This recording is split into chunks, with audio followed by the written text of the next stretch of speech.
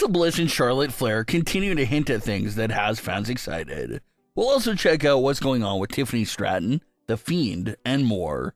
Starting things off with the continuous updates for the Wyatt Universe-themed Scare House in Universal Studios. It was confirmed this week that California's park will feature the maze being themed after the Wyatt compound, the swampy-like home of Bray Wyatt's character, while the Orlando park will feature the maze being themed after the abandoned set of the Firefly Funhouse.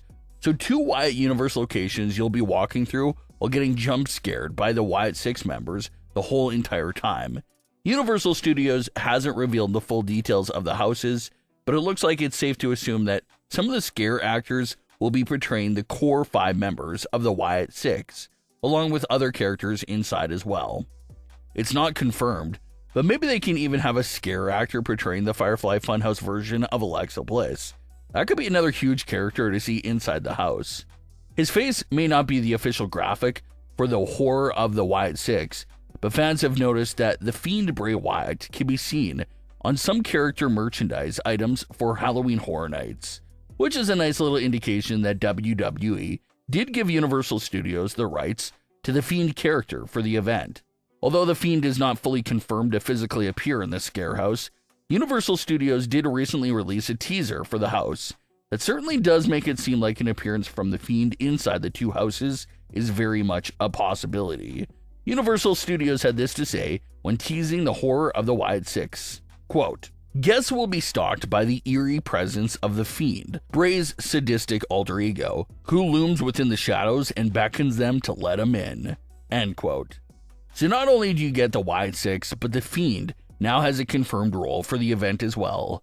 It's confirmed that guests will be stalked by the Fiend the second that they step in, and you'll be able to feel his presence the entire time. So although they claim he'll be in the shadows, it has fans very excited about the possibility of a scare actor putting on the full Fiend attire and actually being physically there to scare you and play the role in the storyline of the maze. The Wyatt fan base is very excited to see these 2 houses, see all the Easter eggs it will include, and of course, see this big role for the Fiend that they keep hyping up as well. Those Wyatt houses will be available in just a few short weeks, so we'll most definitely check them out for the Wyatt Universe-related discoveries. Tiffany Stratton is quickly entering the history books with her current title reign. It's definitely been a few years since WWE has seen a long women's title reign such as hers. Tiffany is about to surpass 230 days as champion. That 1-year mark for her title reign is only a handful of months away when you really think about it. So it's a lengthy reign, and fans have been curious to see where it goes next. But in the weeks since SummerSlam, it doesn't seem like they have a clear direction for Tiffany's reign to go in. The first week after SummerSlam saw Tiffany and Jade Cargill exchanging some words backstage, and the most recent edition of SmackDown featured Tiffany and Jade exchanging more words, with Jade requesting for a rematch since she felt like she had Tiffany beat. And then Nia Jax enters the conversation, promising to take care of Tiffany Stratton. And this was a segment that fans were not too pleased with, because does this mean that the company is turning back towards Tiffany Stratton versus Nia Jax for the WWE Women's title again? That feud is not really exciting at all, considering the fact that Tiffany's title reign first started with the exact feud. Plus, Tiffany and Nia faced off each other several more times within the last few months after that as well. So for them to be revisiting Tiffany versus Nia for a 3rd time within Tiffany's 230 days as champion, it's something that fans feel a bit flat about, and very understandably so. With Jade defeated, Alexa and Charlotte in the tag team division, and Julia as the United States champion, it looks like they really had no other opponent that was available and credible enough to face Tiffany besides Nia Jax. So it is exhausting to see a feud take place so many times within the last few months, but it looks like there's just not many options out there right now, which does open up another conversation fans have been having, and that's where in the world is the 2025 WWE Draft? Because the draft would certainly help with this current issue that the WWE SmackDown Women's Division has. Tiffany has no one to face on SmackDown because the Raw Women's Division is overly stacked and has all this star power. Raw has Becky Lynch, Bayley, Lyra, Rhea, Stephanie, Io, Roxanne, Raquel, Liv Morgan, and the list goes on, while SmackDown is a bit of a ghost town for potential world title contenders in the women's division. So a draft would be a real saving grace there, and we'll absolutely have to send some of those Raw women over to SmackDown to freshen things up on both sides.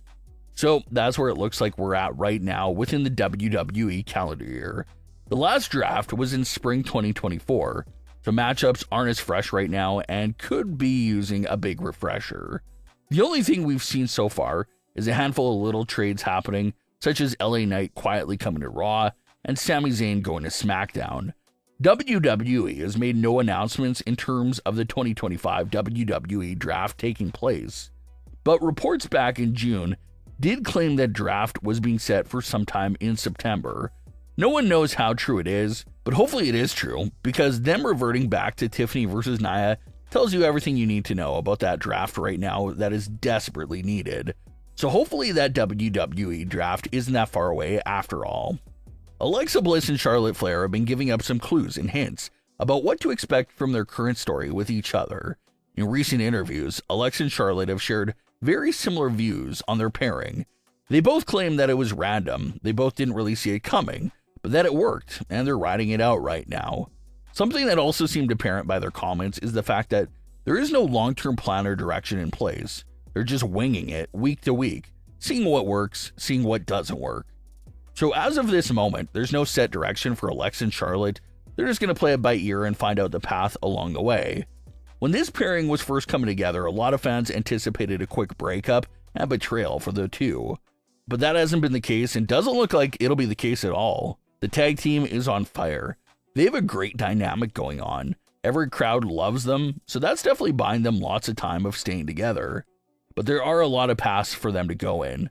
Like even on the recent August 15th edition of SmackDown, Charlotte Flair had a moment of holding Lily in her hands and was just staring at her for a while. Lily may just be a doll, but Charlotte has come a long way with that doll as part of the story. Back in 2021, Charlotte despised Lily and tore the original Lily into pieces. But all these years later, and now we see Charlotte caring for Lily and keeping her safe. So definitely a big change of heart there for Charlotte towards Lily. You've got some fans out there wondering if Charlotte could slowly become obsessed with the Lily doll.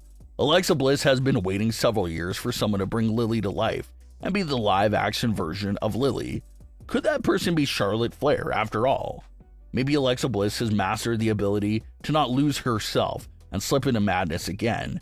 But maybe it's all new to Charlotte, and maybe Charlotte easily slips into a crazy state. That would definitely be a new, fun, and wacky sort of direction for Charlotte's character.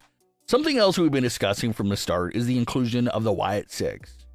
Before Alexa returned in May, the big word on the street was how there were all these plans in place for Alexa to not only join the Wyatt Sicks, but to lead the group as well. So that's always going to be the endgame possibility for Alexa and Charlotte. Maybe the Wyatts eventually get involved and make the relationship get very complicated there between those two women.